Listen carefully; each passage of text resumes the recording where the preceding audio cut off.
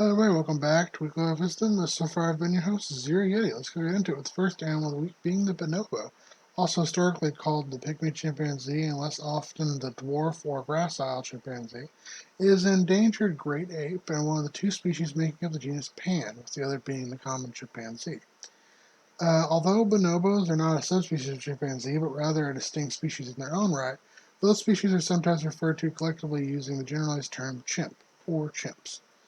Bonobos are found only within humid rainforests of the Democratic Republic of the Congo, south of the Congo River, and north of the Kasai River.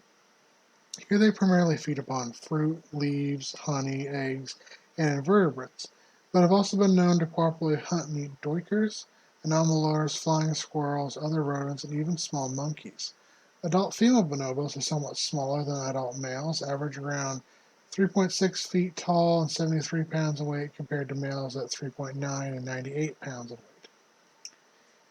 The bonobo's head is relatively smaller than that of the common chimpanzee, with a less prominent brow ridge above the eyes, and additionally they sport slimmer upper bodies, narrower shoulders, thinner necks, and longer, more robust legs. Bonobos are unique amongst non-human apes for the lack of male dominance and the relatively high social status of females, due to the latter forming long-lasting, powerful alliances among each other. Depending on the community, the leadership may be entirely female or a mix between males and females. Bonobos are extremely social, peaceful animals with strong bonds with each other, always living in close-knit groups which may vary in size from 3 to 120 individuals, though around 5 to 20 is the most common group size. They work cooperatively to hunt, forage, protect the community from predators, build tools, and care for infants. They are very tactile apes and often extremely physically affectionate towards each other. Sexual activity plays a major role in bonobo society, being used as a form of breeding, saying goodbye, forming social bonds, conflict resolution, and post-conflict reconciliation. As a result, they are extremely promiscuous animals, so much so that all mature members of a group will mate with each other regardless of their age or sex on an incredibly frequent basis. This means that it is usually unknown which males fathered which offspring. This, coupled with their communal lifestyle, is thought to be the reason why male bonobos are so kind, playful, and caring towards infants and adolescents compared to their chimpanzee counterparts. After an 8-month gestation period, a mother bonobo will typically give birth to a single offspring, which she will care for closely until the baby is around 4 years of age. As adults, males will stay with their mother's group throughout their lives, whereas bonobo females will leave in search of an unrelated group. Under ideal conditions, a bonobo may live upwards of 40 years. Next up is the spotted eagle ray, which is an endangered species of cartilaginous fish in the eagle ray family Myobatidae.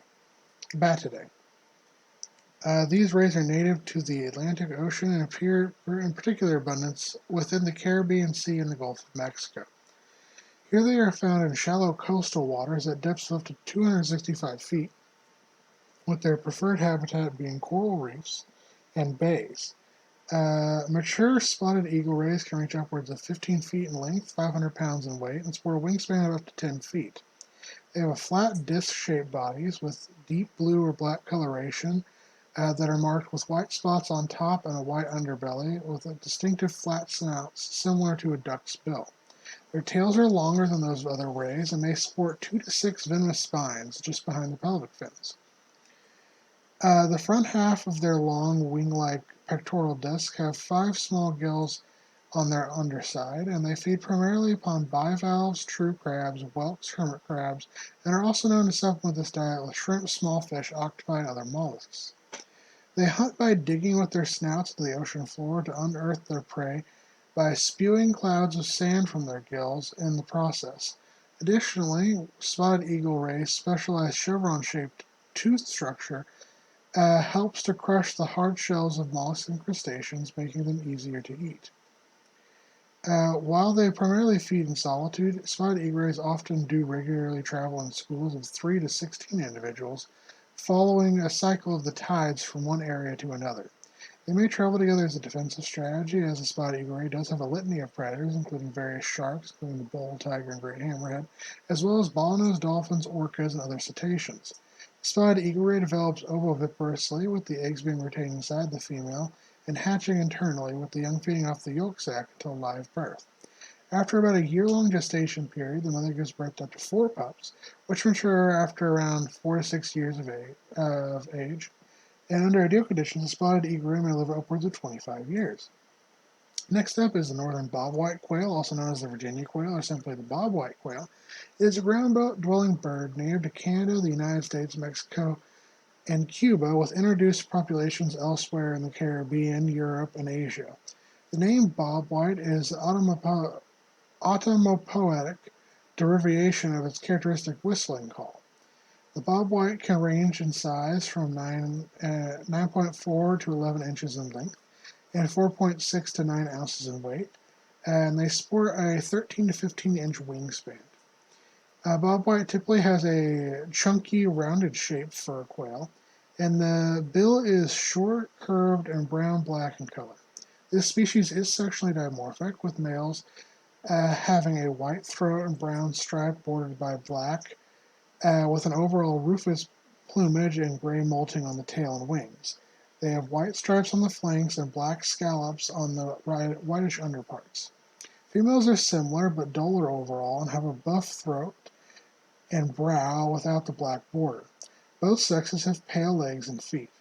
They can be found year-round in agricultural fields, grasslands, open woodland areas, roadsides, and wood edges, where they feed upon seeds, wild berries, partridge peas, nuts, and grains, as well as small invertebrates such as ticks, snails, slugs, grasshoppers, beetles, spiders, and crickets.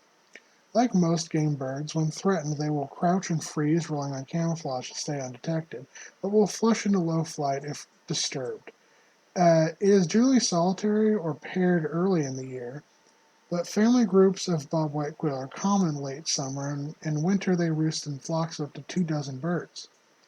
This species was once considered monogamous, but recently has been discovered to be an ambisexual polygamous species.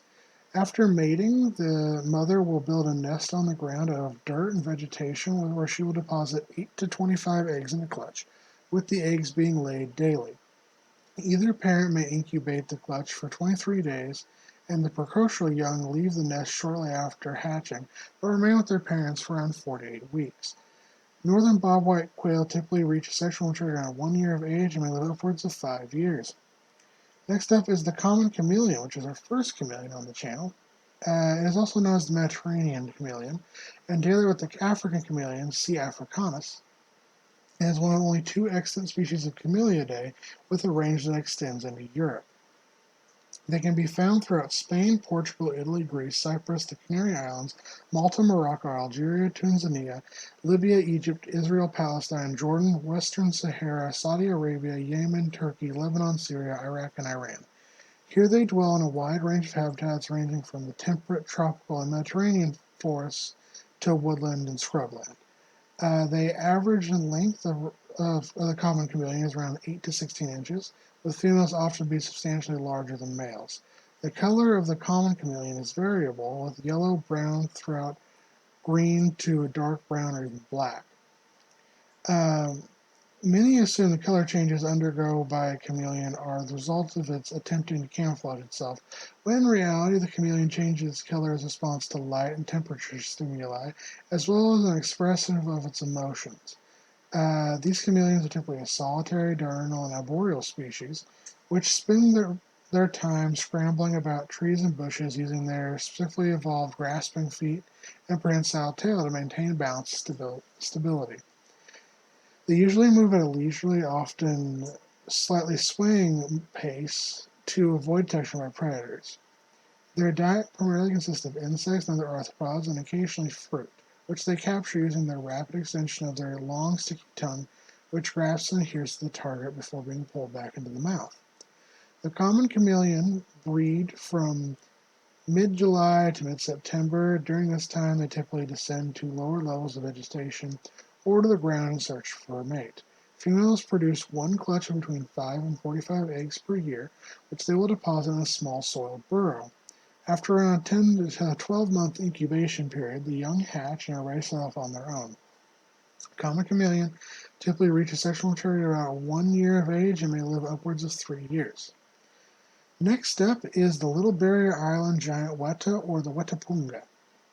It is a species of Weta in the order Orthoptera and the family Onostotomatidae. Onostotomatidae. That is a long word. It is endemic to New Zealand, whereas has survived only on the Little Barrier Island, although it has been translocated and reintroduced in some other predator-free islands and conservation areas. Here they occupy both new and old-growth forests, feeding primarily on lichens, leaves, flowers, seeds, and fruit, occasionally supplementing this diet with carrion and other insects. As adults, these giant weta live a solitary, nomadic lifestyle, typically emerging at night to feed and travel between groves of maho and poukukukawa trees. Sporting body lengths of over 3 inches and weights of up to 70 grams, they are the largest species of weta and amongst the largest extant insects on Earth. It is a sexually dimorphic species, with females typically ranging fairly larger than males, and they are generally wingless, sporting a broad, heavy body and a round head, along with their short mandibles. Compared to other cricket species, weta have relatively short antennae but can deliver a strong kick with their hind legs. Their life cycle is not tied to the seasons, with mating occurring throughout most months of the year, with the exception of June, July, and August. Mating typically occurs during the day, with the females emerging at night to deposit their eggs, either in singularity or in groups of 5, in shallow burrows, which she then covers with soil and vegetation. These eggs hatch after a period of around 125 days, and after hatching, the Little Barrier Island giant weta have 10 instars, which they go through. In females, the ovipositor becomes visible at around the third instar, and at the sixth instar, the difference between males and female sexes becomes very obvious. Each instar lasts on average between 5 and 6 weeks, and under ideal conditions, a weta may live upwards of 2 years. Next up is the Sumatran rhinoceros, also known as the hairy rhinoceros or the Asian two-horned rhinoceros. It is the second rarest of the 5 extant species of rhinoceros on Earth and is the only extinct species in the genus Dicerorhinus. They are also the closest living relative to the extinct woolly rhinoceros, which we have previously covered. Standing around 6.5 to a little over 4.5 feet tall at the shoulder and weighing between 1,100 and 2,200 pounds, it is the smallest extant rhino, and unlike the other Asian species, it sports 2 horns, a 5 to 10 inch nasal horn, and then a second 1 to 4 inch rear horn. Unlike other extant rhinoceri, they sport a coat of reddish-brown hair that covers most of the body. And they lead mostly solitary lives that can be found throughout the rainforest, swamps, and cloud forests of Sumatra and Borneo, where they feed upon primarily tree saplings, leaves, twigs, and shoots. The Sumatra rhino are usually most active when eating and at dawn or around just after dusk. During the day, they wallow in mud baths to cool down and rest for up to 5 hours at a time.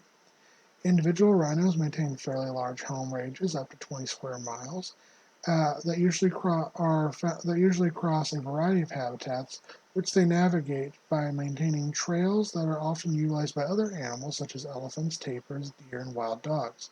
In the rainy season, they move to higher elevations throughout their territory, and in the cooler months, they return to the lower areas of their range. Female Sumatran rhinos become sexually mature around 6 to 7 years, and while males become sexually mature around 10 years of age.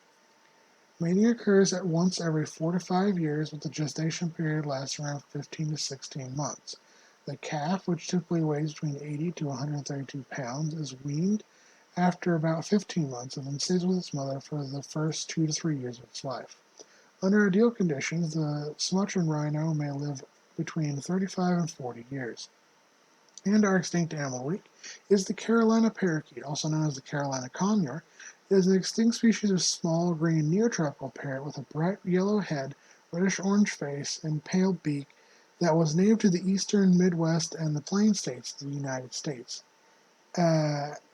It was the only indigenous parrot within its range, as well as one of only three parrot species native to the United States, where it was found from southern New York and Wisconsin to Kentucky, Tennessee, and the Gulf of Mexico, from the Atlantic seaboard to as far west as eastern Colorado at the Rockies. Here it lived in old-growth forests along rivers and swamps, where it fed upon seeds, flowers, and fruit, in particular conkleburs, which is a plant that contains a toxin known as glucoside, which in turn made the Carolina parakeet themselves poisonous to predators. Male and female adults were nearly identical in plumage. However, males were slightly larger than females, reaching around 13 inches in length compared to females at around 11, with both sexes sporting a 20 to 23-inch wingspan. These avians lived in huge, noisy flocks, as many as 200 to 300 birds. Mating pairs built their nests in hollow trees, laying 2 to 5 1.6-inch round white eggs. The evidence is indicative that humans were directly responsible in the extinction of the Carolina parakeet through a variety of means, including deforestation, introduction of disease, and hunting for both decorative use for their colorful feathers in women's hats, as well as to reduce crop predation. A factor that exacerbated their decline to extinction was their unique flocking behavior that led these birds to return to the vicinity of the dead and dying birds to mourn them, which in turn enabled the wholesale slaughters of entire flocks by hunters. The last captive Carolina parakeet, Incas, named Incas, died in the Cincinnati Zoo on February 21, 1918, in the same cage as Martha, the last passenger pigeon, who died in the year 1914. As always, take care of my guys, gals, and non-binary pals.